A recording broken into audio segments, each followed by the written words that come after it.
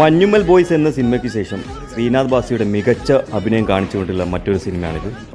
അപ്പം നിങ്ങൾ ചെയ്യേണ്ടത് ഡെലിവറി കഴിഞ്ഞ് 24 മണിക്കൂറിനുള്ളിൽ പോലീസിന്റെ കണ്ണിൽപ്പെടാതെ ഗംഗയും കുഞ്ഞിനെയും സേഫായിട്ട് സി ബ്ലോക്കിന്റെ താഴെ എത്തിക്കണം. ഞാൻ ക്ലൈമാക്സ് കണ്ടിട്ട് ഞെട്ടിപ്പോയി. അത്രയും കിടിലൻ ക്ലൈമാക്സ് ആണ്. അത്യാവശ്യം ത്രില്ലടിച്ച് കൊണ്ടുപോകുന്ന ഒരു സിനിമയാണിത്. നിങ്ങൾ കണ്ടു കഴിഞ്ഞാൽ നിങ്ങൾ കാണുന്ന സമയം നിങ്ങൾക്ക് എന്തായാലും വേസ്റ്റ് ആവില്ല, ഞാൻ ഗ്യാരണ്ടിയാണ്. കാണാത്തവർ നിങ്ങൾ എന്തായാലും ഒന്ന് ഡൗൺലോഡ് ചെയ്ത് കാണുക. നിങ്ങൾക്ക് ഈ സിനിമയുടെ ലിങ്ക് ആവശ്യമുണ്ടെങ്കിൽ ടെലിഗ്രാം ചാനലിൻ്റെ ലിങ്കാണ് ഞാൻ അയച്ചു തരുന്നത്.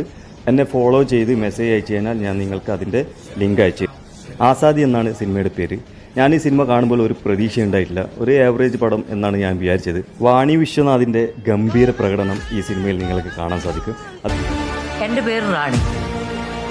നീ ഒറ്റയ്ക്ക് എന്ത് ചെയ്യാനാടാ? നിന്നോട് ഞാൻ സോറി പറയണം. We must keep our eyes on. ഒരു കുപ്പി തണുത്ത വെള്ളം എടുക്കട്ടെ. അതേപോലെ ലാൽ സാറും ഈ സിനിമയിൽ നന്നായിട്ട് അഭിനയിച്ചിട്ടുണ്ട്. പക്ഷെ നാളെ നേരം വെളുക്കുമ്പോ നീ 2 കാലം നടക്കുമെന്ന് എനിക്ക് ഉറപ്പുണ്ടോ? നിങ്ങൾ കാണാത്തവർ എന്തായാലും ഈ സിനിമ കാണുക. OTT-യിൽ റിലീസ് ചെയ്തിട്ടുണ്ട്.